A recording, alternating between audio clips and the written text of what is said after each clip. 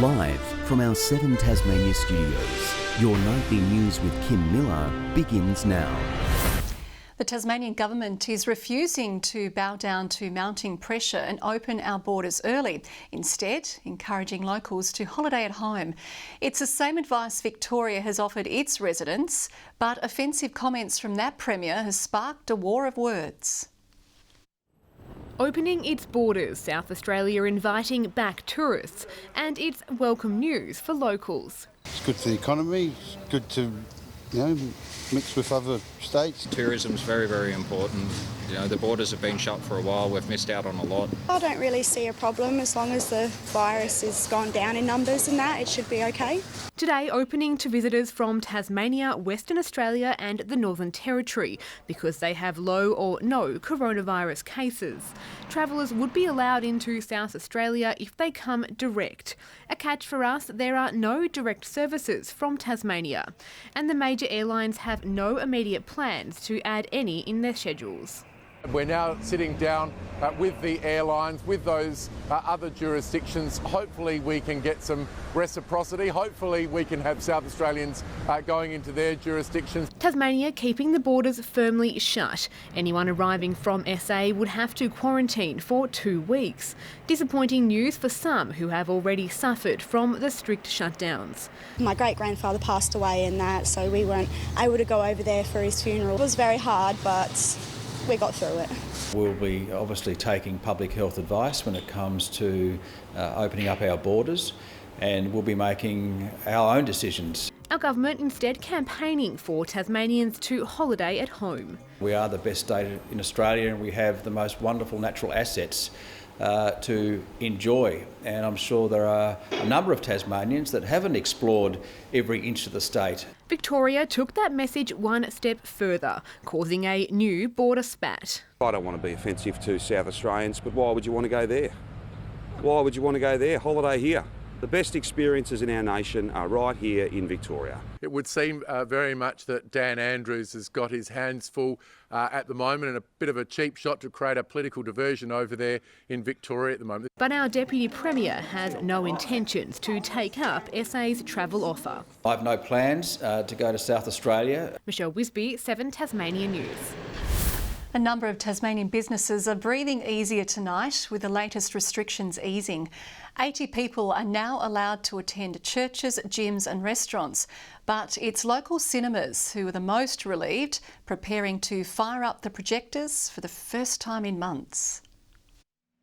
For 3 months, this fitness equipment has been practically untouched. I mean, home workouts are great and I think we're an important part of quarantine, but there's nothing like being in the gym.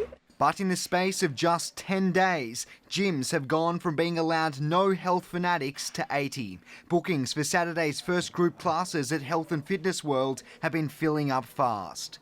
Before Mr Gutwin's Facebook post was finished, my phone's beeping to say, when can we come in, how do we do it?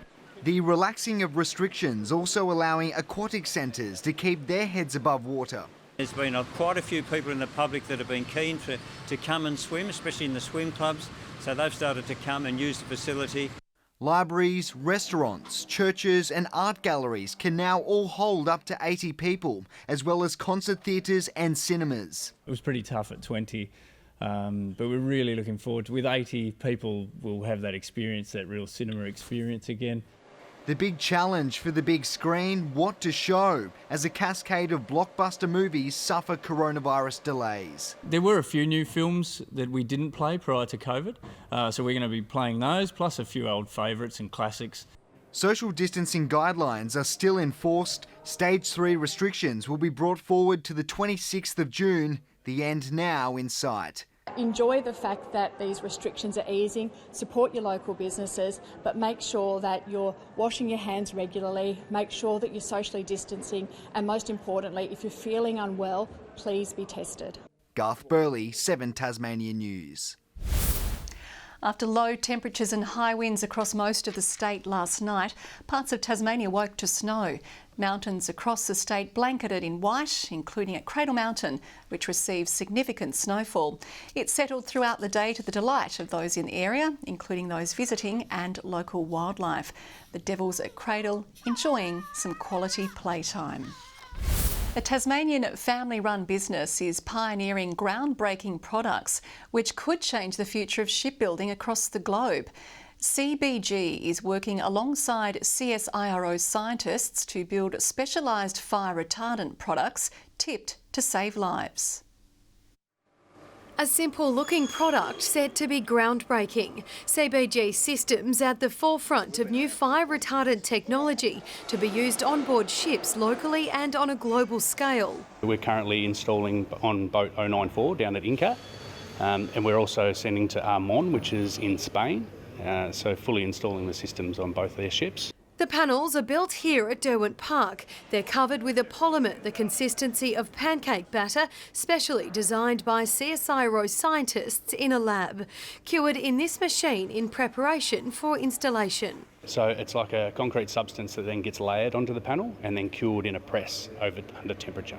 Best of both world properties. So we've got fire resistant on one side, but then you've got that flexibility, ductility and strength on the other side. The dangers of fires on a ship demonstrated with this blaze on the Norman Atlantic in 2014 off the Italian coast. That fire rapidly spreads, killing people on board. This new technology, which can withstand temperatures of up to 1,000 degrees Celsius, designed as a stronghold against that threat. It protects the ships, aluminium high-speed and conventional ships, from fire for 60 minutes, which allows people to get on and off the boat. It's a certified safety system. Scientists hope the product will be used in other industries, including as construction cladding. If a fire breaks out, this material, it doesn't ignite. It sort of ceramifies after a flame hits it. Hopefully the fire can be contained within that area. Strong potential for a project spearheaded right here in Tasmania. Louise Huber, 7 Tasmania News. The Royal Hobart Hospital has welcomed a new robotic staff member. The automated vehicles will be used for the first time in an Australian hospital, working to clean, disinfect and sterilise medical instruments and equipment. What this does is it replaces another sterilising area in another part of the hospital. But this is a newer, state-of-the-art facility. It's better for staff to work in. It's more efficient. It's hoped the technology used in the central sterilising department will help reduce staff injury by lessening the need for repetitive lifting. One of Tasmania's cricketing greats is taking to the golf course in the name of charity. David Boone's Common Ground Cup will once again raise funds for the Salvation Army's homelessness services. This year, the money will fund a new commercial kitchen at Hobart's Common Ground facility, helping its tenants gain valuable experience. To be able to put a kitchen in behind and again partnering with TAFE, Salvation Army Housing, will be able to put more tenants on their books, give them real life experience. Helping out these guys, the homeless people of Hobart and those tenants here who are wonderful people really, that if we can help them out, it's fantastic. Entries are now open for teams to register for the event held at Bothwell's Ratho Farm next month. He's worked alongside the likes of Tiger Woods and created some of the world's most prestigious golf courses. Now, renowned designer Beau Welling is revamping the links at the Launceston Country Club, despite having never set foot in the country. He's masterminded some of the world's most magnificent fairways, from greens across the United States to luxurious links in Portugal and in golf's emerging nucleus, China. So what's in store for Launceston? What makes a great golf course for me is something that's of nature. It's like an experience that's out in nature, but it's an experience that is really fun at its core.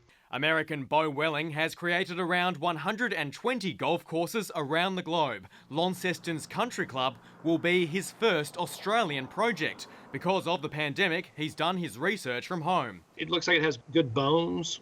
Some of the tree-lined fairways and some of the features that exist look very interesting.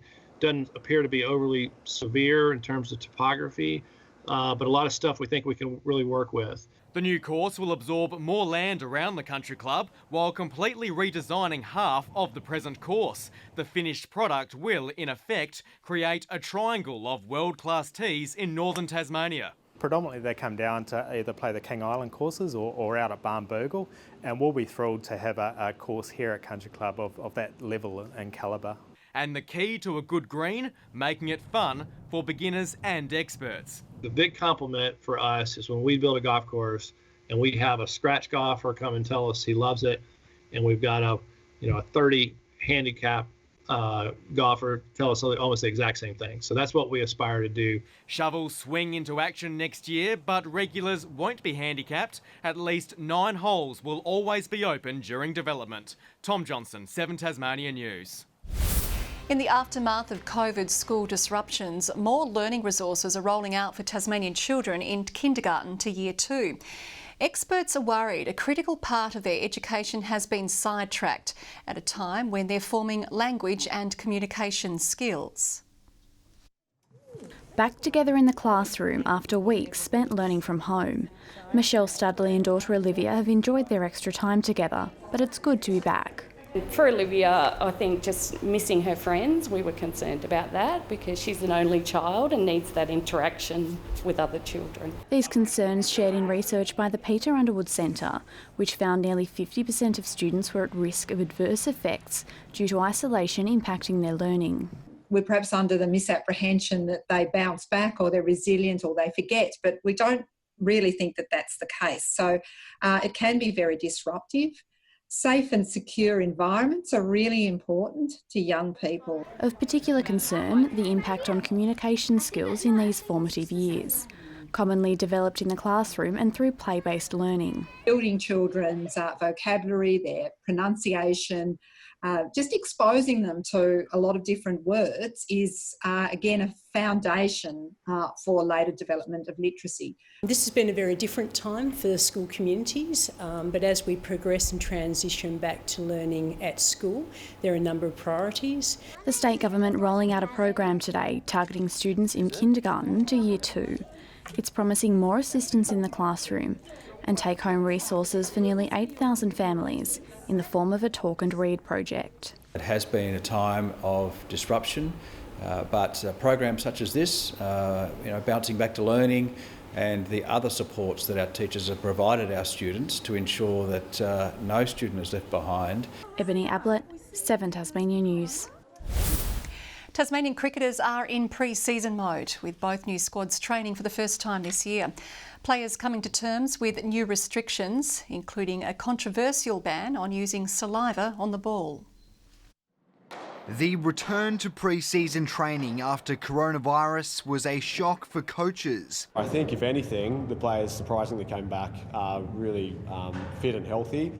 An even bigger shock for players. It's a bit of a different feel around Blunston in terms of all the COVID protocols. Temperature checks on entry, training split into small groups, and the biggest weapon for bowlers, shining the ball, now banned. So far, there's been no complaints, but they're yet to be bowling to batsmen as well, so we'll wait and see what comes from that. An age-old aspect of the game rubbed out amid health concerns. It's one of those things you've done since you started playing cricket, so to all of a sudden stop, it's quite a challenge. I think you sort of do it without knowing you're doing it. Fit and hungry, top-level players and prodigies all battling for spots in the 11. After a whirlwind breakthrough season, this year will be Nathan Ellis's first as a contracted player. I sort of want to act as if this is my first year, my first day sort of thing, so I want to just keep throwing my hat in the ring to play every format for the Tigers. The first taste of work for the squad months out from their first match. Garth Burley, 7 Tasmania News. Good evening. It was a nice snowy sight, but it was very cold on Mount Wellington to start the day, -4 on the hill. Hobart City, along with Launceston and Devonport, all on a high of 12. Burnie a top of 13. Friendly Beaches, St Helens, Smithton and the Islands all 13. Low Head, Ouse and Strawn 12. Lyawini a top of 4. The overnight low -6 at Ross. Mostly cloud-free today, apart from the west, and later a bit crept over the south-east of the state. Mid to low cloud over much of Victoria and up the east coast. Some high cloud over North Queensland, a band of cloud clipping Western Australia. Tomorrow the high moves over the Tasman Sea, allowing a north-northeasterly airflow to develop over us. A low forms south of the Bight, a cold front and several troughs getting ready further west. Winds from that northerly aspect and as strong as 20 to 30 knots over western waters and up to 30 knots over the lower east. Swells at 3 metres in southern waters. A strong wind warning has been issued in the lower east from Wineglass Bay to Tasman Island and from south-east Cape Cape to Sandy Cape.